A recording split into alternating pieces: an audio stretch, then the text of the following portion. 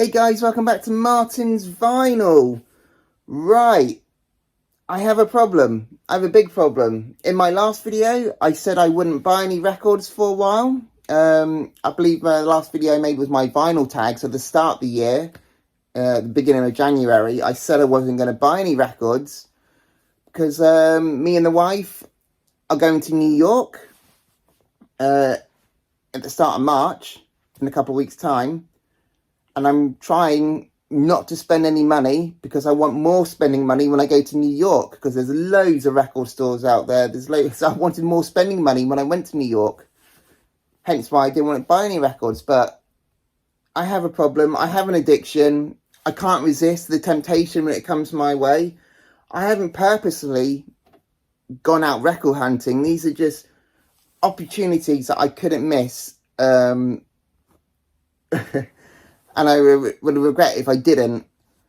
I'll give you an example in a minute, but before I do, I'm going to say that I'm going to show you one record that I bought online, a different method of how I bought it online, not through the usual channels. And then I'm going to show you some footage of me going out record hunting, and then I'll show you the records that I bought and the reasons why I couldn't miss out on these records. Right, so let me tell you about this first record that I bought online. Right, so in my attempts to not buy any more records, what I did was I deleted eBay and Discogs off of my phone. So I wasn't tempted to look, because that's what I normally do when in my downtime. I normally sit down and flick through my phone trying to find some cheap records via eBay and Discogs. But I got rid of that temptation by deleting it. Anyway, I'm still on my phone, and I'm going through my Facebook feed, and then I see this. It's a BBC collection. The BBC are holding an auction of all their rare vinyl and equipment that they have in their basement, in their library. They were auctioning off thousands and thousands of rare vinyl from their library. I couldn't resist having a look. They had everything a record hunter could ever dream of. It was a treasure trove for collectors. Plus, it had the added value that these were the records that they probably used for their radio output. So me being me, I'm really intrigued, and I signed myself up for this auction, which I've never done before. I've never done an online auction. I've done bidding on eBay, but I've never done an online auction before. As you can imagine, records, when the auction comes around, the records are selling at some ridiculous prices. I did bid, but I walked away empty-handed. I cannot compete with these other serious record buyers at all. But I got involved a little bit, so I was chuffed with that. I did put in the bids, but only so that I can say I was involved. Anyway, once all the bidding was finished and all the auction was ended, I did leave deflated, but I'm also thinking in the back of my mind going, what if the guys that are buying them from this auction are going to resell them? Because some of these auction items, they weren't just like individual records. The really rare records were sold individually, but there was auctions for collections of varied from like 10 or 20 or maybe a couple of hundred. So I was thinking to myself, maybe they're going to resell them. So I put eBay back on my phone, and lo and behold, a couple of days' time, people were selling off what they won at the auction. So again, I'm bidding on eBay for individual records. Again, they're selling at ridiculous prices, but I did manage to get my hands on this one. And this record I'm about to show you is a massive grail for me. I made a video about 2 years ago about my top 10 most wanted records, and this record was in it. This is Budgie. This is Budgie's debut album from 1971. Easily one of the most underrated debut albums of all time, of that decade at least. It's a hard rocking classic.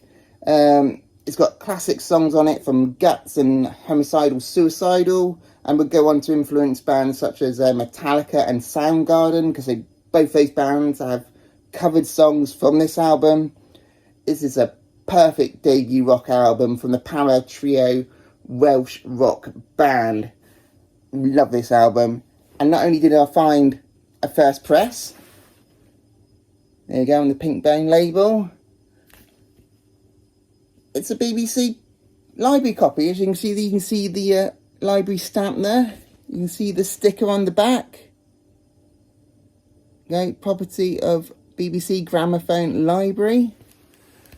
So not only did I manage to find a first copy finally, but I managed to find a library copy from the BBC. And the chances are this one was most probably used for their radio output. So I'm completely blown away with this find. And like I said, I'm glad I didn't stop buying records fully. So yeah, proper chuffed. The record is near mint. It's a perfect clean copy. Apart from all these puncture holes on all these stickers, it's an amazing copy. So very, very chuffed that I didn't stop myself from buying any more records, because otherwise I would have missed out on that monster grail of mine. Whew. Yes, proper chuffed with that one. Anyway, let me show you all this found footage that I did, and then I'll tell you about all the records from all the different places that I've been to and why I went there. So, see you in a minute.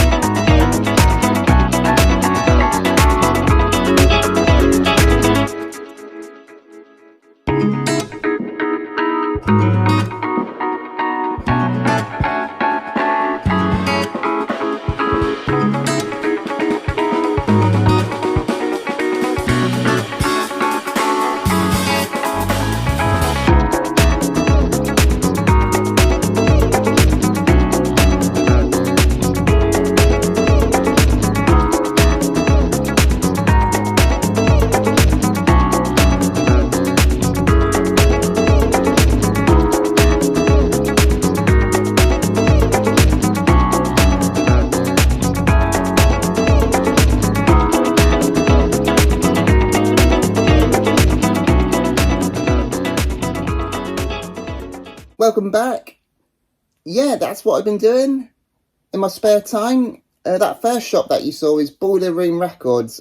My wife really wanted to go to Poole, and I use any excuse to travel there because they have the most amazing record store. It's a couple of hours out of our way, but it's definitely worth a trip. They have a massive selection of vintage, rare and pre-owned records. They also do new records and reissues for the masses, but I like my old first presses. They also trade. So anytime I find myself with a small stack of records that I can't sell, I take them over to Boiler Room Records and they give me a fair price for them so I can trade for other records. And this time was no different. The first record I want to show you is Skin Alley. This is a UK first press on the CBS label. This is their second album. Pangham and Beyond is the name of the album. This came out in the same year as their debut album, 1970. Skin Alley, if you're unaware, they're a big British prog rock band. They do a brilliant blend of jazz and rock. Not many bands were pulling it off at the time, but Skin Alley were definitely good enough to carry it off in grand style. This album features longer instrumentals, which I like compared to their debut album. It's got quite a bit of flute in this one. I'm not a flute guy, but this has got killer flute in it, so I'm turning to flute, which I didn't think I would. It's got some killer flute in it. It's also got some wonderful sax and jazz in it, and some excellent guitar work. Yeah, Skin Alley, brilliant band, brilliant album. Check them out if you haven't. The next record that I got is Fanny. This is Fanny Hill from 1972. This is a US copy. For me as a record collector now, I really like to get the record from where the band is from. The band is from America, so I've got my hands on a first American press, which I'm very happy about.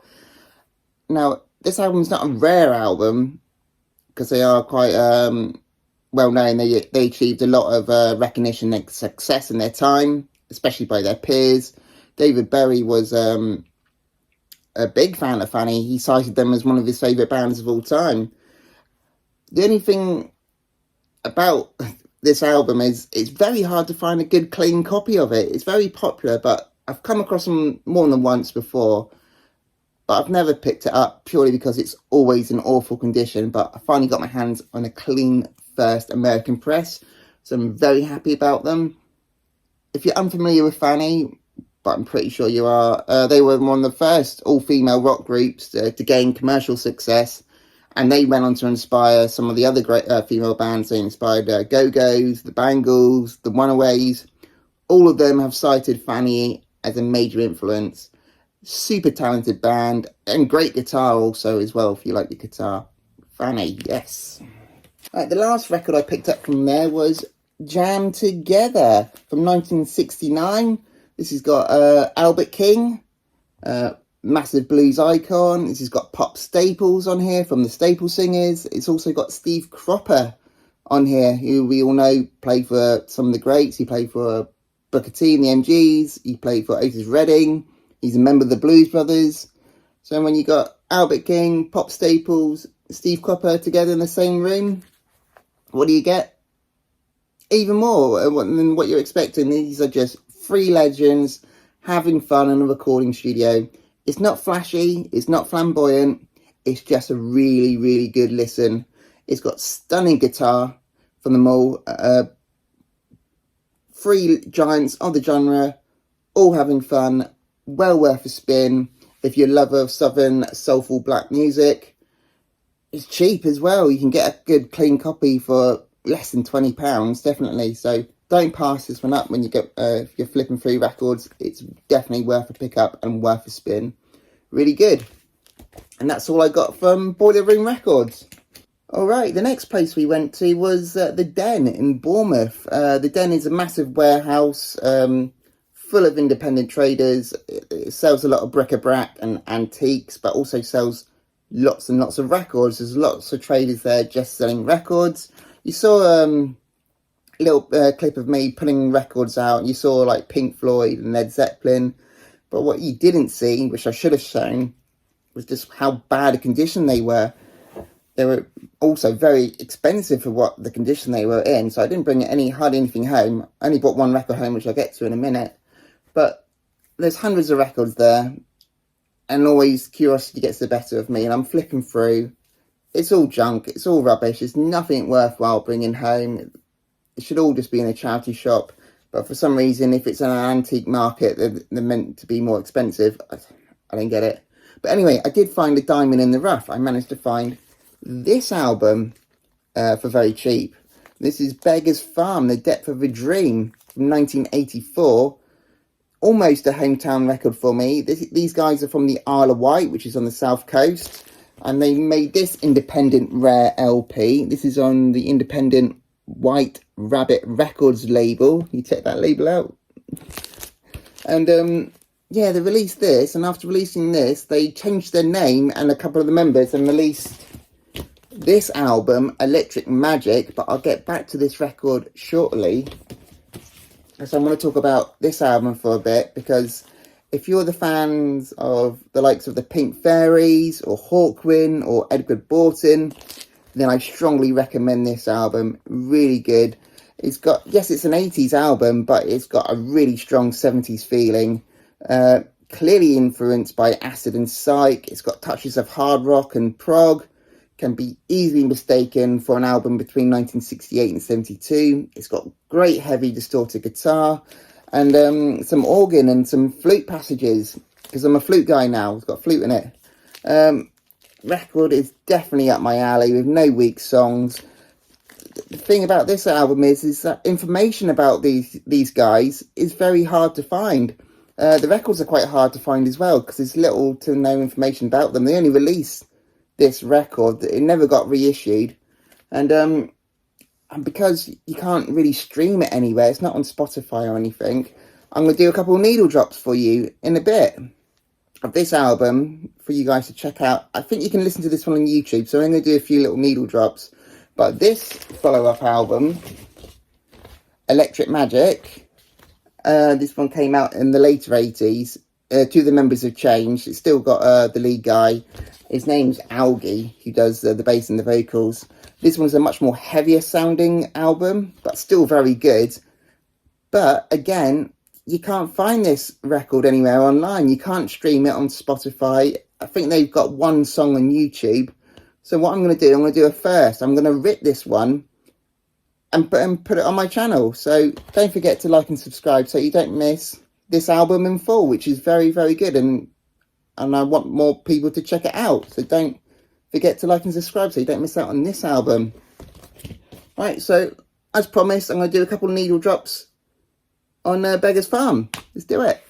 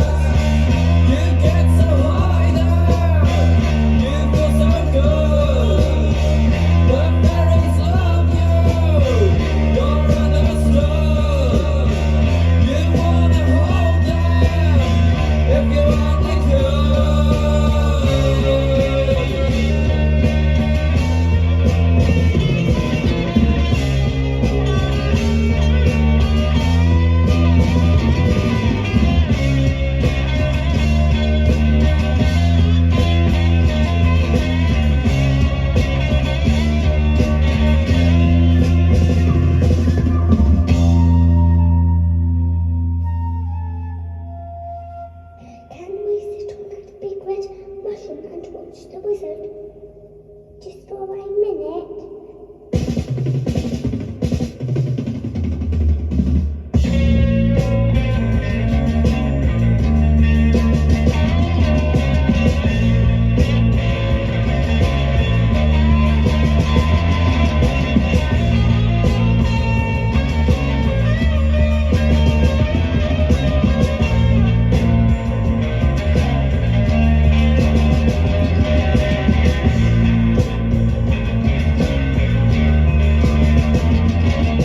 Right, so okay, now I'm back at home trying to distract myself from buying any more records. But I'm on my phone again, and I'm on Instagram. I follow my local record store. It's called Black Star Records over in Lyndhurst, and they just announced that they just bought this massive collection from someone, all pre-owned records, and they've put it on the shop floor, and they were asking customers to come in and go through it and make them an offer. So I couldn't resist the temptation, and off I went again. I'm pretty sure all of you would have done the same. And I'm digging through all the records, and I pull out this one. This is Iguana. Alright, this is not to be confused with Iggy Pop's first band, the Iguanas. That was Iggy Pop's first band, and that's how he got the name Iggy, from being in the Iguanas. That was his first band, and he played drums for that band. Anyway, we're not talking about Iggy Pop, we're talking about this, Iguana. This is another local band for me. This is a band from Southampton from 1972. This is superb, progressive, jazzy brass rock. Despite being released on the well-known Polydor label, it quickly became one of its most obscure items since, for some bizarre reason, no one was interested in the great blend of loud jazz rock and energetic heavy rock stuffed with some prog elements. This has some really serious, funky, heavy guitar sounds and some really sexy, jazzy sax riffs. After the release of this album, though, they quickly became the backing band for the singer Jess Roden. This is a great find, and I got this for a great deal as well. Right, the other record I picked up from Black Star Records is this one, Coryell, from Larry Coryell from 1969. If you're unfamiliar with Larry Coryell, he's a fantastic American jazz guitarist. I say he's fantastic, but I do struggle with his later albums. I don't think I've developed I'm not really a jazz guy. I don't think I've really developed the ear for it yet, but I really enjoy this album. This one's one of his more early recordings. This is either his debut or his follow-up to his debut. I can't remember. But I think this album is brilliant. Yes, it's labelled jazz rock, but for me, this has some really good, strong psychedelic leanings. If you look at the cover art, behind this hippish artwork hides some pure, blistering pieces of hard rocking guitar. The only thing that lets it down for me slightly is his vocals. He's not the best singer. I do think someone did tap him on the shoulder and tell him this, because on his later albums it is purely instrumentals. But yeah, I'm not a jazz guy. That's probably why I'm not too familiar with his work, but this one, I really good this one. This is their first press on the Vanguard label. This is a UK press. I wouldn't mind an American press, but I'm more than happy to pick that one up for now. And it's really clean. Okay, the last record I want to show you, which I got at Black Wax. This is my local coffee house. My wife goes in there to get a coffee, but they also sell records there as well. So every time she gets a coffee, I have a quick look through the records. And I pulled this one out. This is Greta Van Fleet's Anthem of a Peaceful Army. This is the only record I was missing from the band. I don't collect new records from new bands unless I'm a big fan, and I'm a big fan of Greta Van Fleet. Otherwise, I don't really touch new records. I like my old records. I got this for £10 on Black Wax. Anything I will say, because I don't understand it, this one's been missing from my collection for a while, because I do like Greta Van Fleet. Why is colour vinyl so much more expensive than the black? For example, this one I got for £10. You can pick up a clean new copy for £15. Why is it? Because it's on yellow vinyl, why is it £50 to £100? I know it might be limited to 1,000 or whatever. I just don't get it. I don't understand the novelty of colour vinyl. But I'm not going to go any further. I'm not going to have a massive rant. But I just wanted to say that. Anyway, that's it. Those are the records that I bought, which I shouldn't have bought because I'm going to New York in a couple of weeks. So don't forget to like and subscribe because my next video is going to be a biggie and you don't want to miss out on that one because I'll be videoing inside every record store and I'll be bringing back a lot of records. So don't miss out. Like and subscribe. I'll see you when I come back.